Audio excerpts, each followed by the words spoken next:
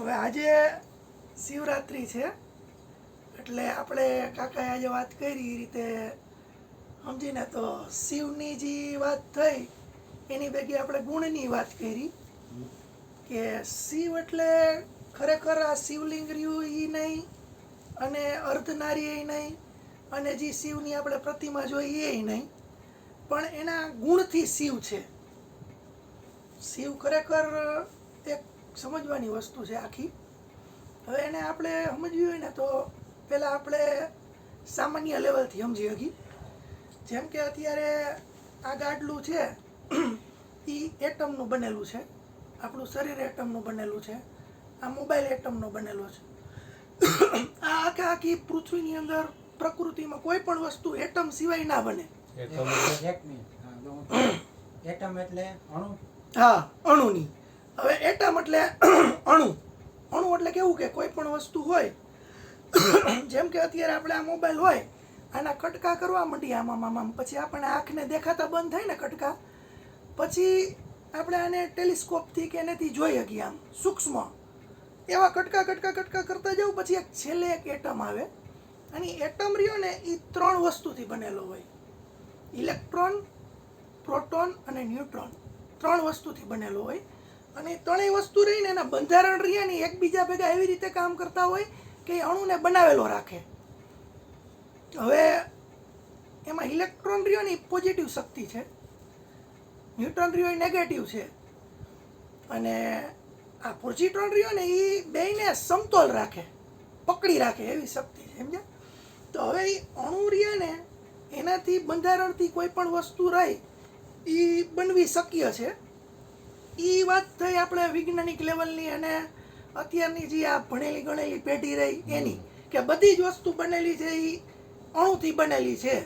એ માને બધાય, ના ન પાડે એની અંદર કાંઈ.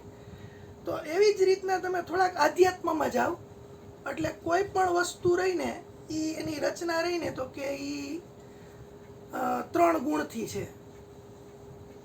તમોગુણ, રજોગુણ, સતોગુણ, બરાબર? 3 ગુણથી કોઈ પણ વસ્તુની રચના થાય. એવી જ રીતના આપણે અત્યારે આધ્યાત્મ નહીં પણ સામાન્ય માણસના જીવનમાં જાય તો કે આખી પૃથ્વીની રચના કેનાથી થઈ તો કે ભાઈ બ્રહ્મા, વિષ્ણુ ને મહેશ, આ 3. એમાં બ્રહ્મા રહ્યા ને એ પોઝિટિવ એનર્જી છે એટલે કે એ કોઈ વસ્તુને બનાવે, સર્જનહાર. એવી જ રીતના શિવ રહ્યા ને આજે જેની શિવરાત્રી આપણે મનાવી છીએ,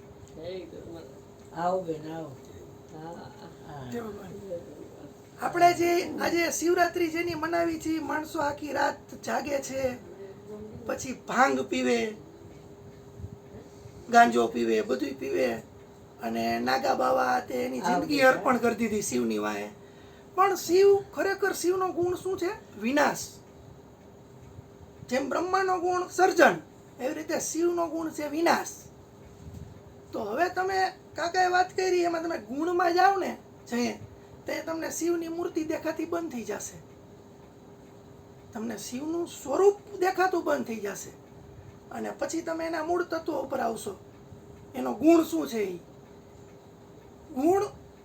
એ ગુણ ઉપર તમે જે આવશો ને તે તમને સમજાશે કે શિવ વિનાશનું પ્રતીક છે.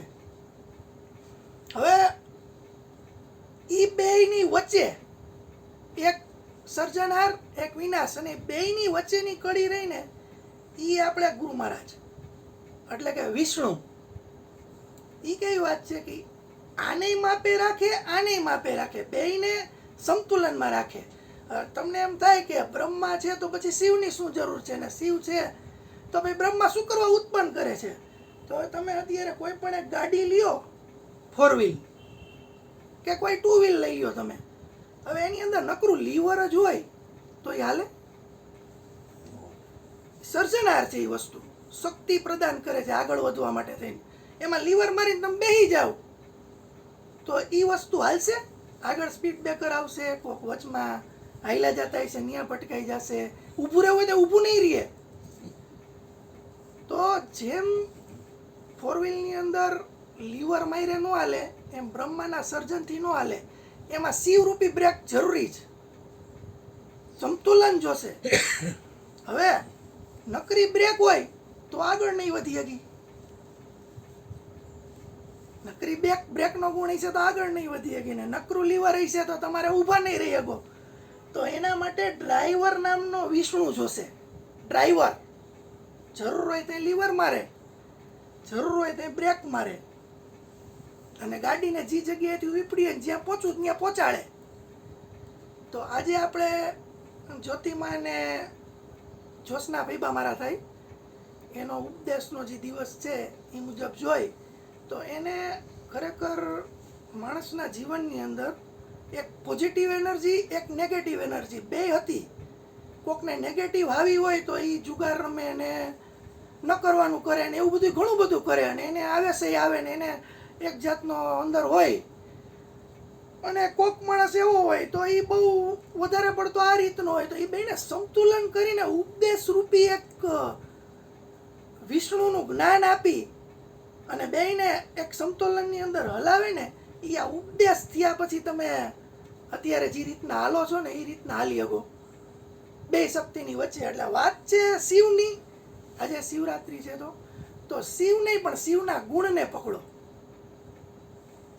એ જરૂરી વસ્તુ છે, વિનાશકારી વસ્તુ જરૂરી છે, એવી રીતના ઓલી જરૂરી છે અને તમે મધ્યમાં રહ્યો જેથી તમે ડ્રાઈવર બની અને તમે તમારી જીવનની જે આ ગાડી રહી ને એને જરૂર હોય ત્યાં લીવર મારી શકો, જરૂર હોય ત્યાં બ્રેક મારી શકો. આ રીતે તમે જીવનને હલાવશો ને એટલે તમે ભવસાગરની પાર તરી જશો. તો આ ખરેખર અત્યારે જે આ શિવરાત્રિની અંદર બધા આખી રાત જાગી અને ઓમ નમઃ શિવાય ને ભાંગ ને એ બધાને તો ઠીક અહીંયા પહોંચવાના એક સાધન છે પણ ખરેખર શિવને જો જાણી જાવ ને તો બહુ મજા આવી જાય એવી વાત છે. અને ખરેખર તમે બ્રહ્માને જાણી જાવ તોય મજા આવી જાય એવી વાત છે. અને બેયની જો વચ્ચે રહીને જો તમે જિંદગી જીવી જાવ ને તો પછી કાંઈ વસ્તુની જરૂર જ નથી. કારણ કે વિષ્ણુના જેટલા અવતાર રહ્યા ને બધા આ જ સંતુલન કરે છે. કૃષ્ણએ કૌરવ ને પાંડવની વચ્ચે, પાપ અને પુણ્યની વચ્ચે, ગીતાની અંદર આખી ગીતાની રચના એમાં થઈ ગઈ છે. કોઈ પણ વસ્તુનું કોઈ તમે એક ચાલુનો પોઈન્ટ અને પાછું આવી અને એનો પૂર્ણનો પોઈન્ટ હોય એ બેની વચ્ચે આ બધી વસ્તુ આવશે. સંતુલનમાં રહેશો ને તો વાંધો નહીં આવે. એટલે ઉપદેશ લીધા પછી તમારે સંતુલન બહુ જરૂરી વસ્તુ છે. નકરો ઉપદેશ લઈ લો અને સમજી જાઓ, સમજણથી નૌકા પાર નહીં થઈ જાય પણ એ સમજણમાં રહેવું પડશે. તો આ શિવરાત્રિમાં આજે આપણે શિવમાંથી ને બ્રહ્મામાંથી ને વિષ્ણુમાંથી ત્રણેયના ગુણને જાણી લીધા. તો હવે પછી આપણે આગળ કેવી રીતના વધવું એ આ વાત ઉપર તમે તમારી રીતના હવે અંદર મનોમંથન કરજો. કાકાએ વાત કરી આખી એનો બોધ જ એ હતો આમ જોઈ તો કે ગુણને પકડો, ગુણપતિને પકડો. એને 3 વાર ટોપિકની અંદર વચમાં બોલ્યા કે આ બધી વાત છે.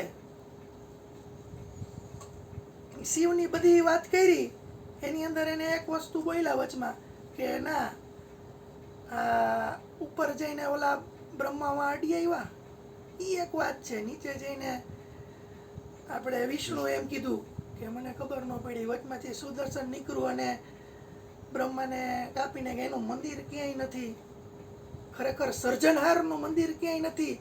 તો તમે નકરા પોઝિટિવમાં હાલશો તોય તમારું ભેગું નહીં થાય, નકરા નેગેટિવમાં હાલશો તોય ભેગું નહીં થાય. સંતુલનમાં રહેવું જરૂરી છે અને એ સંતુલન આપણને અહીંયા શીખવાડવામાં આવે છે.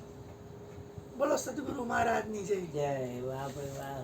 ઓબ્ઝર્વેશન સારું.